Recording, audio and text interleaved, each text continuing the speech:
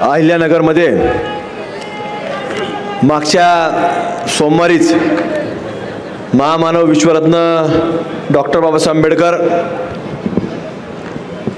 यांच्याबद्दल आक्षेपार्ह पत्रक टाकण्याचा पराक्रम एक जिहादी फरीद खान या नावाच्या व्यक्तीनं करण्याचं काम केलं. त्याला पोलिसांनी मंगळवारच्या दिवशी अटक देखील केली आणि या संपूर्ण घटनेचा निषेध म्हणून आज आपल्याकडं शिवशक्ती भीमशक्ती हा एकत्रित मोर्चा या ठिकाणी आज आयोजित करण्यात आला. त्याकरता मंचावरती उपस्थित असणारे सन्मान्य पडळकर साहेब, सागर भाऊ, त्याचप्रमाणे ज्यांनी मगाशी आपलं मनोगत व्यक्त केलं असे निकाळजे साहेब व मंचावरचे सर्व अतिथीगण, सकाळपासून आपण सर्वजण पायी मोर्चा केलाय. बरंच मोठं अंतर आपण सर्वच लोकांनी आता पायी इथपर्यंत आपण आलेलो आहोत आणि आता सगळेजण बरेच लोक उन्हात आहेत. काही लोक सावली पाहून थांबलेत आणि काही लोक काही जर झालं तर वर तयारी सुद्धा थांबलेले आहेत. आता सगळे तयारीत आहेत, कारण आता सगळ्यांचं ठरलेलं आहे की आता तयारीत राहायचं. तर आपण पाहतो की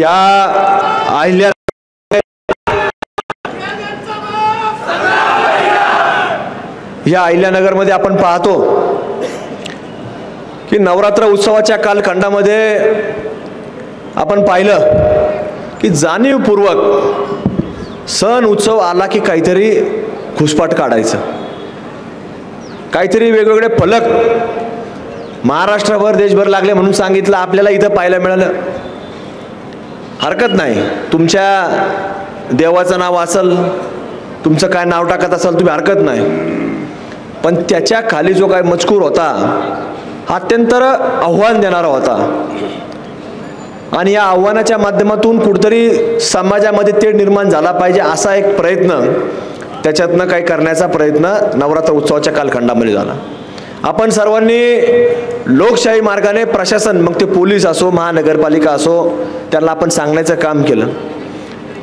पण त्यांची सुद्धा हिंमत झाली नाही ते बोर्ड काढायची. आणि आजही आपण जर पाहिलं तर ते बोर्ड फक्त आक्षेपार्ह जे खाचं लिहिलंय तेवढं फक्त काळ्या चिकटपट्ट्या लावून ते झाकून टाकलं. पण ते आजही बोर्ड ते आपल्याला वेगवेगळ्या ठिकाणी पाहायला मिळतं. म्हणून या माध्यमातून त्या दिवशी काहीतरी घटना घडल्यानंतर ज्या व्यक्तीने खाली जमिनीवरती लिहिलेलं होतं नाव, त्या व्यक्तीला 15-20 मिनिटांमध्ये पोलिसांनी ताब्यात घेतलं. आणि ताब्यात घेतल्यानंतर आरोपी जर संशयित जो आहे तो ताब्यात असल्यानंतर रस्ता रोको करण्याचं काही कारणच नाही. पण तरी देखील रस्ता रोको केला. जसं त्याला वाटलं की आता इथं गोवंश टाकलेलं होतं, गोवंशी हत्या केली, गोमांस टाकण्यात आलं, मग आपण केलं. त्यांना वाटलं तर आपणही करू. पण आपली मागणी काय होती की आरोपी धरलेला नाही, की आरोपी सापडला पाहिजे. पोलीस प्रशासनाने महानगरपालिकेकडे रिपोर्ट दिला, ते कत्तलखाने पाडायचा ते ठरवून दिलं त्यांनी, कुठले अनधिकृत आहेत त्याचा रिपोर्ट दिला, ते कत्तलखाने पाडण्यात यावे अशी आपली मागणी होती. आता isakal.com आहे देशातील नंबर 1 ची मराठी न्यूज वेबसाईट. प्रत्येक अपडेटसाठी isakal.com ला नक्की भेट द्या. चे मनापासून अभिनंदन देखील आहे. मग त्यांना वाटलं की आता ये लोक बैठे, आपण भी बैठेंगे. अरे पण येड्यांना त्याच्या संशयित आहे, ते संशयित पोलिसांनी 10-15 मिनिटात 20 मिनिटात ताब्यात घेतला. मग आता तुम्हाला काय पाहिजे? शयजुदा लगेच देश संविधानाला मानणार आहे, संशयित आहे, खरं खोटं त्यांनी केलंय का नाही, कुणी केलंय ते पाहावं लागेल. ते कोर्ट चालेल, केस चालेल, न्याय व्यवस्था आहे, न्यायपालिका आहे, ते ठरवतील ना त्याला काय करायचं. म्हणजे यांचं लगेच म्हणणं असतं शिर्या कायद्याप्रमाणे काय सर तनसे जुदा. अरे हा भारत देश आहे, या भारत देशात असं चालत नाही. आणि मग तिथं ही सगळी मागणी करत असताना न ऐकल्यामुळं आपण पाहिलं की पोलिसांनी एकदा, दोनदा, 3 वेळा, 4 वेळा, 10 वेळा विनंती केली, पण ते ऐकत नाही. म्हटल्यानंतर त्यांनी पोलिसांना अरेरावी कर. पोलीस प्रेमाने बोलायचे आणि पोलिसांचं काम असतं पहिली प्रेमाने बोलायचं. त्यांना वाटलं हे पोलीस आपल्याला जमावा बघून घाबरले, कारण जमाव होता थोडा, त्यांना वाटले घाबरले. पण ज्या वेळेला पोलीस प्रशासनाच्या खाकी वर्दीपर्यंत तो हात पोचला तर पोलिसांनी ताबडतोब तिथं पोलिसांनी त्या लोकांची लायकी दाखवण्याचं काम, जागा दाखवण्याचं काम केलं. आणि आपण सगळ्यांनी ते व्हिडिओ सोशल मीडियातून पाहिले. आता ते व्हिडिओ फार थोडे आलेत आपल्यापर्यंत, याच्यापेक्षाही भयानक, रात्रीचे परत भयानक आहेत फार. रात्रीचे जे व्हिडिओ आहेत आता ते काय पोलीस बाहेर दाखवू शकत नाही, त्यांच्या मोबाईलमध्ये आहे, ते आपल्यापर्यंत काय आले नाहीत, आम्हालाही दाखवले नाही. पण ते आपल्यातले काही लोक गेले, ते पाहून आले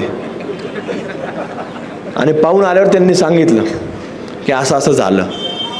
आणि तुम्हाला सांगतो, अंधारात त्यांना कपडे काढून धोपटलं पोलिसांनी.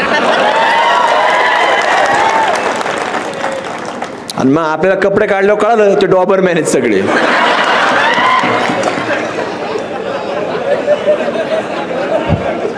खरं दुसरा एक बी भारतीय नागरिक पकडलेला नव्हता, एक पण आपला भारतीय नागरिक पकडलेला नव्हता.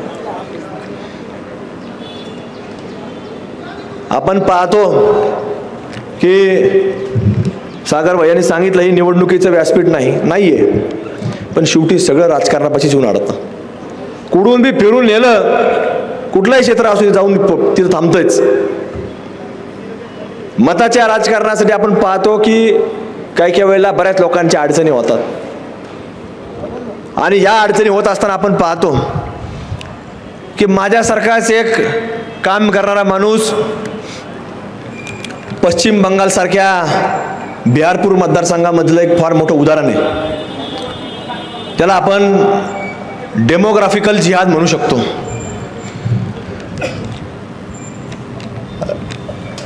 रंजन चौधरी म्हणून त्यांचं नाव आहे. 25 वर्ष त्या माणसाने तिथं तुमच्यासारख्या लोकांनी ज्यावेळेस त्याला काम केलं तर तिथल्या जनतेने त्याला भरभरून मतदान करण्याचं काम केलं. मग त्यांनी रस्ता असेल, पाणी असेल, वीज असेल, चांगलं भारतीय नागरिक घडावेत म्हणून चांगलं दर्जादार शिक्षण असेल, या सगळ्या सुखसुविधा पुरवण्याचं काम केलं. आणि मग हळूहळू तो लोकसभेमध्ये होता, म्हणजे खासदार होती ती व्यक्ती.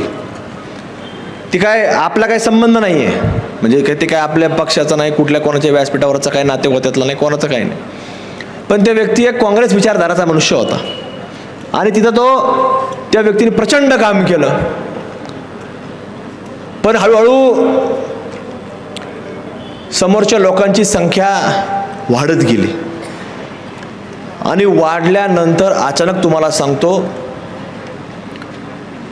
त्या लोकांना वाटलं की आता आपल्याला जर इथं सगळं काम झालंय पण आपल्याला आता आपला माणूस पाहिजे. आणि आपला माणूस म्हणजे कोणता पाहिजे? कोणता? आणि मग तुम्हाला सांगतो ते माणूस पाहिजे म्हटल्यानंतर अचानक तिथं एक भारतीय संघातला एक माजी कर्णधार, तिथं क्रिकेटर तिथं आणला, पठाण नावाचा. आणि ह्या माणसाने ज्याने अहोरात्र काम केलं, 24 तास काम केलं, रस्ते, पाणी, वीज, ITI कॉलेज, पॉलिटेक्निक कॉलेज, चांगलं उच्च शिक्षण देण्याचं काम केलं, त्याला मतं पडले अधीर रंजन चौधरीला 4,39,000 आणि पठाणला पडले 5,24,000. त्या चौधरी साहेबांना तुम्हाला सांगतो यांनी घरी पाठवून दिलं.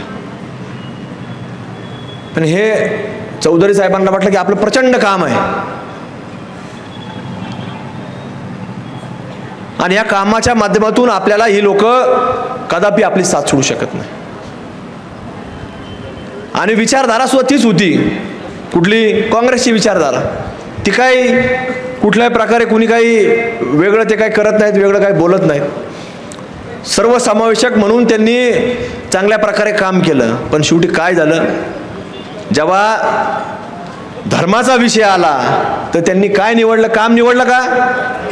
त्यांनी काय निवडलं? त्यांनी आपला माणूस निवडला, आपल्या धर्माचा माणूस निवडला.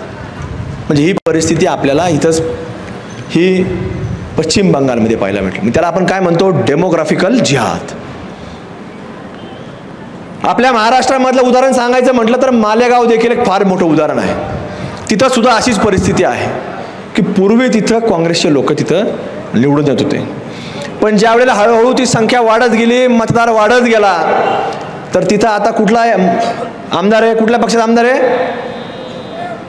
MIMचा आमदार आहे. आणि हीच MIMची बोकडं ही आपल्या अहिल्यानगरमध्ये त्या दिवशी आली. एक हैदराबादहून मोठं बोकुड आलं, खुराड झालेलं बोकुड आलं, आणि एक इकडे एक छत्रपती संभाजीनगरचं एक बोकुड आलं. ते बोकड आता ते मला आवाज काढता येत नाही, आणि मी काय प्रयत्न केला नाही त्या बोकड्याचा आवाज काढायचा. पण ते आलं नाही, ते सगळेच खच्ची केलेले असते. मग ते बोकड आलं आणि ते काहीतरी बडबड बडबड बडबड कर. आता त्याला वाटतं आपण बोललंच पाहिजे, नाही बोललं तर आपल्यालाही लोक विचारायचे नाही. आता त्यांची भाषा बदलली. पूर्वी सांगायचे ते, पूर्वी भाषणात 15 मिनिट पोलीस हटाओ फिर देखेंगे. अरे 15 मिनिट कशा, तू 5च मिनिट वाव दे, आम्ही सांगू. 15 मिनिट काय लागतात? 15 मिनिट बी लागत नाही, तू 5च मिनिटं सांग. आम्ही काय भारतीय नागरिक आहोत, आम्ही काय मानतो? संविधान मानतो. आम्ही संविधान मानणारे लोक आहोत. त्याच्यामुळं तुम्ही आमची काय परीक्षा पाहायचं काम करत जाऊ नका. तिथं आले, त्या फरीद खानचा निषेध केला का? मग मला सांगा, कुठल्या अधिकाराने ते सांगतात, तिथं बसतात, तिथे येतात, आणि आपण लोक त्यांना काहीच बोलत नाही. एवढी मोठी घटना आज इथं महामानव विश्वरत्न डॉक्टर बाबासाहेब आंबेडकरांचा पूर्णाकृती एक मोठं स्मारक आपण निर्माण केलं. कशाकरता केलं? आज एवढा मोठा राष्ट्रीय महामार्ग आहे, तिथनं लोक येतात जातात, दक्षिण भारतापर्यंत लोक जातात, दक्षिण भारतात नाही, इकडे उत्तर भारतात लोक जातात. लोकांना कळलं पाहिजे की हे अहिल्यानगर शहर आहे, अहिल्यानगर जिल्हा आहे. या जिल्ह्यामधून जात असताना हा विचारधारा ही अहिल्यादेवींना मानतात, छत्रपती शिवाजी महाराजांना मानतात, आणि ही महामानव विश्वरत्न डॉक्टर बाबासाहेब आंबेडकरांनी दिलेलं संविधान, या संविधानाच्या वाटचालीवर चालणारा हा जिल्हा आहे. म्हणून तो बाबासाहेबांचा एक स्मारक त्या ठिकाणी आपण निर्माण करण्याचा प्रयत्न केला, आणि ते ताट मानानं आज ते स्मारक आपल्याला पाहायला मिळतं. पण तिथं तो फरीद खान येतो, कुठून येतो? तर आपल्या आजूबाजूच्या परिसरातून येतो. पोलिसांना आम्ही विचारलं, तर रेकॉर्डवर नाही, पण पोलिसांना विचारलं काय घटनाक्रम आहे. पोलिसांनी सांगितलं की काही दिवसांपूर्वी त्याचं एक बौद्ध बांधवाबरोबर बाचाबाची झाली, आणि बाचाबाचीमध्ये बौद्ध बांधवांनी त्याला सांगितलं की बाबा तुम्ही लोक आता जरा थोडं नीट राहा, तसे तुमचे दिवस मान खराब आहे. त्यांचं वैयक्तिक भांडण चालू होतं, बाचाबाची चालू. आणि मग त्याचा राग म्हणून त्याला वाटलं कुठेतरी आपण असे जर पत्रक भिरकवले तर याच्यामध्ये कुठेतरी दोन समाजामध्ये तेढ निर्माण होईल, आणि त्याच्यातनं आपल्याला त्याला सांगता येईल परत कसं काय तुमची जिरली का नाही. पण जिरली कोणाची? या बोकडांची जिरली. कारण ते लगेच दुसऱ्या दिवशी 24 तास पण उलटले नाही, पोलिसांनी त्याला धरून आणलं. त्याने तोंड मांजलेलं होतं, त्याने उड्डाण पुलावर गेला, गाडीचे नंबर काढले, पण ही पोलीस अहिल्यानगर पोलीस आहे. त्याने त्याला धरून आणला, आणि त्यालाही त्यांनी कपडे काढून जेव्हा त्याला समाचार घेतला पोलिसांना, तेव्हा कळाले डॉबरमॅनच आहे. त्यावेळेस हे कळालं पोलिसांना, त्यावेळेस हे कळालं. मग ओरिजिनल धरलाय बाबा. हे आपल्या लक्षात आलं पाहिजे. हे जे लोक असतात हे आपल्यात कुठेतरी त्या तिथं आपण पाहिलं त्यांचा प्रयत्न काय होता, जय भीम जय भीम. काय संबंध आहे? हा महाराष्ट्र हा देश छत्रपती शिवाजी महाराज आणि महामानव विश्वरत्न डॉक्टर बाबासाहेब आंबेडकरांनी विचाराला मानणारा देश आहे. हे लोक मानतच नाहीत. आपण इथं पाहिलं असन, स्क्रीनवर पाहिलं का नाही तुम्ही? चालू आहे ना, ते कसं ठेचतेत, दगडाने ठेचतेत. काय टेकतेत? अशोक स्तंभात आहे. काय व्हिडिओ काय बनवलेला व्हिडिओ थोडी आहे हे, काय बनवलेला थोडी व्हिडिओ आहे. अशोक स्तंभ ठेचतात. म्हणजे अशोक स्तंभ म्हणजे काय? सम्राट अशोक यांनी ते एक अशोक स्तंभ निर्माण केलेला होता, म्हणून त्याला आपण अशोक स्तंभ म्हणतो, आणि तो भारताला समर्पित केलेला आहे. आणि म्हणून आपल्या संविधानावरचा जो एक मोठा एम्ब्लेम म्हणून आपण ज्याला म्हणतो अशोक स्तंभ, तो आपल्या विचारधारा आहे. आणि म्हणून त्याचं त्या लोकांनी कुठेही ह्याचाही निषेध केला नाही. कारण हे त्यांचे लोक होते. हे आपले लोक असते ते काय म्हणले असते, हा फक्त ते लगेच त्यांनी रस्त्यावर आले असते, अब इनको पकडो. आणि त्याच्यामध्ये तो अब्दुल्ला सुद्धा आहे, ते सांगतो इथं लावायलाच नव्हता पाहिजे. त्या अब्दुल्लाचा व्हिडिओ आहे, त्याचा आता तुम्ही ऐकलं नसेल, पण ते सांगतो की इथं लावला कशाला, म्हणे ते लावायलाच नको, आता लोकांनी काढला. अरे भारत देशात लावणार नाही तर मग आता कुठं पाकिस्तानमध्ये लावणार आहे काय जाऊन ते? हे पाकिस्तान आपल्याला लावायचं आहे, तिथपर्यंत जायचं आहे आपल्याला, त्याला वेळ आहे अजून थोडा. पण आपल्याला हे सगळं पाहत असताना करत असताना हे लोकांच्या लक्षात आलं पाहिजे हे काय चाललेलं आहे. त्या दिवशी देखील आपण परवा सांगितलं की खरेदी कोणाकडून करायची. आता सुरुवात आपण नाही केली. इथं पत्रक दाखवले तुम्हाला, हे पत्रक इच्छा अगोदर. आता आपण बोललो, आपण काय बोलतो, आपण म्हणजे ओपन बोलतो, आपण काय कानात बोललो आणि नंतर असं म्हणत नाही ते मी नव्हतं बोललो, आपण बोललो. पण सुरुवात हे लोक करतात. गेल्या कैक वर्षापासून हे असे पत्रक वाटले जातात. आणि हे पत्रक वाटले, त्या पत्रकावर काय लिहिलं तुम्ही वाचलं का? वाचलं का सगळ्यांनी? दिसतं का लांबून? वरतून दिसलं का तुम्हाला? याच्यावर सगळं मजकूर लिहिलेला आहे. मजकूर वाचलाय का तुम्ही? नाही का वाचून दाखवू मी? ईद की खरीदी अपनों से ही करे, अपना खाएगा जकात निकालेगा, गैर खाएगा हथियार निकालेगा और फिर उस हथियार को लेकर तुम्हारे घर और मस्जिद पर भगवा झंडा लहराएगा. नोट उम्मते काय ते मला वाचता येत नाही होते. हर जिम्मेदार इंसान तक पैगाम जरूर पोहोचे. ते वाचायचंही नाही आपल्याला, शिकायचंही नाही. पण ही सुरुवात बऱ्याच वर्षापासून आहे. आपली जकात बंद झाली पण ह्यांची ही जकात अजून चालू. आणि मग या लोकांचं चालल्यात हे पत्रक आमच्याकडे पुरुष होते, आम्ही जाऊ द्या समाजात तेढ नको निर्माण व्हायला, जाऊ द्या समाजात तेढ नको निर्माण व्हायला. पण आज हा थांबायला तयार नाही. त्यांच्यातल्या काही जबाबदार लोकांचं त्यात सांगितलं ना, जिम्मेदार लोगोने पोहोचाय. तर आम्ही त्या जिम्मेदार लोकांना भेटलो त्यावेळेला, त्यांना सांगितलं की तुम्ही हे थांबवा, असं करू नका, याच्यातनं जातीवाद पसरण्याचं काम होतं. पण ते थांबले का? मग आपण 1 वेळा सांगू, 2 वेळा सांगू, 3 वेळा सांगू, आता किती वेळा सांगणार? मग आपणही सांगितलं.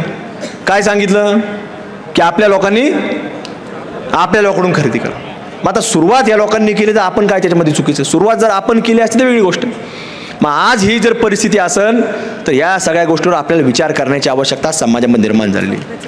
आज हेच नाही तर आपल्याकडं आता गुरुवारच्या दिवशी एक फिर्याद दाखल झाली. आता हा मोर्चा शिवशक्ती भीमशक्तीचा आहे, पण अजून एक विषय की आता गुरुवारच्या दिवशी एक मोठा लव जिहादचा देखील आणि धर्मांतराचा, म्हणजे त्याच मुलीला लव जिहादमध्ये अडकवलं आणि तिला धर्मांतर करण्याकरता प्रयत्न जबरदस्ती चालू होती. तशी अधिकृत फिर्याद, म्हणजे काय मी म्हणतो म्हणून नाही, अधिकृत फिर्याद नगरच्या पोलीस स्टेशनला दाखल झाली. आणि गुरुवारपासून आज शुक्रवार, शनिवार, आज रविवार, आज 3रा दिवस आहे, अजून सुद्धा तो आरोपी मोकाट आहे. म्हणजे अजून सुद्धा तुम्हाला सांगतो त्याला अजून पकडलं गेलं. आणि शुक्रवारचा गॅप दिला तर शनिवारी सुद्धा तुम्हाला सांगतो या अंजलीताई माझ्याकडे एक महिलेला काल घेऊन आले. आता ती महिला फक्त FIR द्यायला तयार नाही, म्हणजे पोलीस केस. पण तिसरा सुद्धा सेम प्रकार आहे. म्हणजे फक्त 1 दिवस सोडला, म्हणजे गुरुवारी एक झालं की शनिवारी एक महिला अजून उभी राहिली. म्हणून तुम्हाला सांगतो आपण मिटवायचं किती. आम्ही सुद्धा अनेक प्रकरण असे सांगत आलो की मिटवा, कशाला 2 समाजात वाद नको. आणि असे बरेच वर्ष मिटवले, एकदा नाही. आपल्या घरातलं लेकरू सुद्धा ज्या वेळेला 1 वेळा वाद करण, 2 वेळा वाद करण, 4 वेळा वाद करण, आपले आई वडील त्याची बाजू घेतील. पण रोज व्हायला लागलं, त्याचे आई वडील एक तर त्याला म्हणतील, एक तर पोलिसांना सांगतील याला जेलमध्ये टाका, नाही तर त्याला घरातून बाहेर काढण्याचं काम करतील. मग आता ह्या अवलदी कवर पोसायच्या, हा आपल्यासारख्यांसमोर फार मोठा प्रश्न निर्माण झालेला. आपण मिटवलं नाही असं सांगत नाही, आपण 1000 वेळा मिटवली, पण प्रत्येक गोष्टीला मर्यादा असते. आई बाप सुद्धा त्या पोरांना एवढ्या वेळेला एवढी चूक माफ करत नाही, तेवढ्या चुका आपण सगळ्यांनी अनेक वेळेला माफ केल्या. पण आज हे दिवसांदिवस हे प्रकरण वाढत चाललं. अशीच अजून एक फिर्याद 2023 मध्ये दाखल झालेली आहे. ती काय आहे, एक अब्दुल्ला खान नावाचा मुलगा आहे, त्यांनी स्वतः फिर्याद दाखल केली 2023 मध्ये. आता 25 चालू आहे. त्यांनी फिर्यादेमध्ये टाकलेलं आहे की त्याच्या खाली जिथं फटाकडे वाजत होते आणि फटाकडे वाजत असताना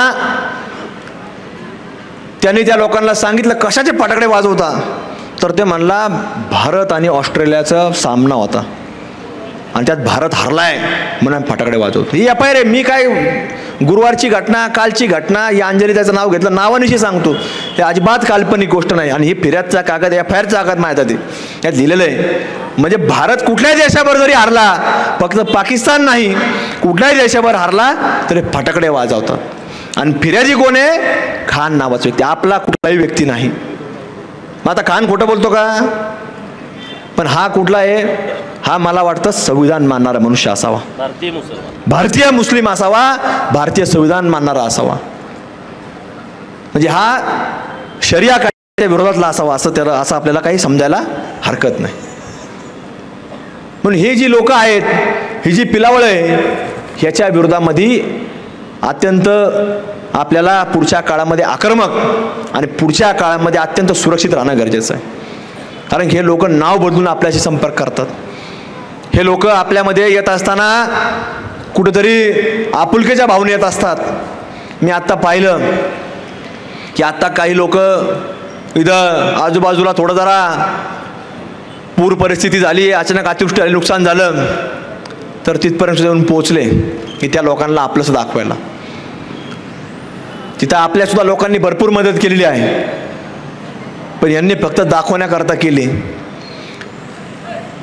त्यांच्या कुठल्याही प्रकारे प्रलोभनाला बळी न पडता आपण या सगळ्या गोष्टींवरती बारीक विचार केला गेला पाहिजे. आणि आज अशा ज्या घटना घडतायत, जसं पश्चिम बंगालचं सांगितलं, मालेगावचं सांगितलं, या संभाजीनगरमध्ये अनेक केसेस दाखल आहेत. जसं आता सागर भैया तुम्ही याचं नाव काढलं नगर महापालिकेत आमच्या, तर तुम्हाला सांगतो छत्रपती संभाजीनगरमध्ये अशीच मोठी संख्या निवडून आली. पण ज्या वेळेला जनरल बोर्ड सुरू होण्याच्या अगोदर तर आम्ही सुद्धा तिथं महापौर म्हणून काम केलं. अनेक लोक या ठिकाणी आहेत, ते नगरसेवक म्हणून काम करतात. पण ज्या वेळेला तुम्हाला सांगतो की सुरुवातीला जनरल बोर्डच्या आणि शेवटला जेव्हा राष्ट्रगीत चालू होतं, इथं आम्ही पाहिलं इथले हे लोक उठून बाहेर निघून जातात. इथं उठून बाहेर निघून गेलेत तर आपण समजू शकतो. पण ज्या वेळेला छत्रपती संभाजीनगरच्या सभागृहामध्ये, महानगरपालिकेच्या सभागृहामध्ये त्यांची संख्या ही वाढली, तर ज्या वेळेला राष्ट्रगीत लागलं तर तुम्हाला सांगतो ते मॉबवर बसून खाली फोनवर बोलत बसले. एक सुद्धा त्यातला माणूस उठला नाही. आणि मग आपले लोक जे खरे महामानव डॉक्टर बाबासाहेब आंबेडकर, छत्रपती शिवाजी महाराजांना मानणारे लोक त्या सभागृहात होते, त्यांनी कुठलेही एफ आय आर दाखल करता पुढाकार नाही घेतला. त्यांनी जाग्यावर त्यांना उत्तर देण्याचं काम केलं. तिथं मारामाऱ्या झाल्या सभागृहामध्ये आणि त्यांना जाब विचारला. महिलांनी तिथं महिला सदस्यांनी त्यांना मारलं. हे कधी झालं? संख्या वाढल्यावर झालं. त्यामुळे आपल्याकडे सुद्धा तुम्ही म्हणता आता निवडणुकीचं व्यासपीठ नाही, पण सगळं तिथंच येतंय शेवटी, सगळं तिथंच येतंय शेवटला. म्हणून आपल्याला सुद्धा विचार करण्याची आवश्यकता आहे. आपल्याला राष्ट्रगीत म्हणणारे लोक त्या सभागृहात पाहिजेत का नाही पाहिजे हे सुद्धा आपल्याला ठरवावं लागणार. आणि इथंच नाही, कुठल्याही सभागृहात, ग्रामपंचायतची सभागृह जरी असलं तर तिथं आपल्या विचाराचे लोक पाहिजेत. जो राष्ट्रगीत म्हणतो तो उभा राहतो, जो संविधान मानतो. म्हणून हे सगळं आपल्याला बारकाईने विचार करण्याची आवश्यकता आहे. आता काही दिवसांमध्ये आपल्याला याच्यामध्ये हळूहळू आता बऱ्याच ठिकाणी रिझल्ट पाहायला मिळतोय. आणि निश्चित रूपानं आपण चांगल्या पद्धतीनं जिथं जिथं काही घटना घडल, पहिली प्रत्युत्तर देऊ आणि मग मोर्चा काढू, ही तुम्ही काळजी करू नका. जिथं जिथं काही घडल तिथं प्रत्युत्तर देण्याचं काम केलं जाईल आणि नंतर मोर्चा काढायचं काम करू. आणि आपल्यातलेही 4-2 हात बसले काय फरक नाही पडत. म्हणजे काय आहे, काय अडचण आहे कोणाला? काही चालू असतं. वरचे सांगा, काय अडचण आहे का आपल्याला? ते तयारी त्यांची, पण त्यांची तयारी, सगळ्याची अडचण नाही. इकडच्या लोकांची सगळ्यांची आरवत आहे किती. तुम्हाला सांगतो की आता आपण लोकशाही मानणारे लोक आहे, पण या लोकांनी आपले कुठल्याही प्रकारची प्रतीक्षा पाहू नये की आपण काय करतो. पण आज या फार वेळ आता मी घेत नाही, अजून पडळकर साहेबांनाही बोलायचं आहे. पण निश्चित हा सगळा आज समुदाय जो आपला जमा झालेला आहे, एवढ्या उन्हामध्ये आपण सकाळपासून म्हणजे अगदी छत्रपती शिवाजी महाराजांच्या पुतळ्यापासून तर अगदी महामानव विश्वरत्न डॉक्टर बाबासाहेब आंबेडकर, महात्मा ज्योतिबा फुले आणि असं तात्या टोपेंच्या पुतळ्याला आपण अभिवादन करून इथपर्यंत आपण आलेलो आहोत. एवढा मोठा पायी एक प्रवास आपण सर्वांनी उन्हामध्ये केलेला आहे आणि बऱ्याच वेळापासून आपण इथं आल्यापासून सुद्धा काही लोक रस्त्यावर बसलेले आहेत. रस्तासुद्धा प्रचंड खालून गरम आहे. हे लोक बरीच सावलेले उभे आहेत, काही वर गेले, इकडं बसलेले आहेत. पण तुम्हाला सांगतो, आपण कुठल्याही प्रकारे हे राजकीय व्यासपीठ नाही, राजकीय भाषण नाही, राजकीय मनोगत नाही, पण आपल्या सर्वांना कुठंतरी हा देश सुरक्षित ठेवायचा आहे, हे संविधान सुरक्षित ठेवायचं आहे. आणि हा जसं आपले धर्मग्रंथ आहेत तसं हे संविधान देखील हे धर्मग्रंथ आहे. आणि धर्मग्रंथ लिहिलेलं डॉक्टर बाबासाहेब आंबेडकर सुद्धा आपल्याला देवारूपीच आहे. आणि म्हणून त्यांचा आदर सन्मान जर कुणी अवमान करत असेल तर त्याला धडा शिकवण्याचं काम देखील आपल्याला सर्वांना एकत्रित राहून करायचं आहे. आणि म्हणून आता हा एक शिवशक्ती भीमशक्ती हा एक पायी मोर्चा जो आपण आयोजित केला, त्यामध्ये आपण सर्वजण मोठ्या संख्येने उपस्थित झालात आणि बऱ्याच वेळापासून या ठिकाणी आपण उन्हामध्ये थांबलात, बसलात, त्याबद्दल आपले या ठिकाणी मी अंतःकरणापासून आभार व्यक्त करतो आणि थांबतो. धन्यवाद. जय हिंद, जय श्रीराम, जय शिवराय, जय भीम. देश विदेशातील प्रत्येक घडामोडींचे लाईव्ह अपडेट मिळवण्यासाठी आता साम टीव्हीच्या सर्व सोशल मीडिया प्लॅटफॉर्मला लाईक, फॉलो आणि सबस्क्राईब करा. तसंच सर्व नोटिफिकेशनसाठी बेल आयकॉन प्रेस करायला विसरू नका.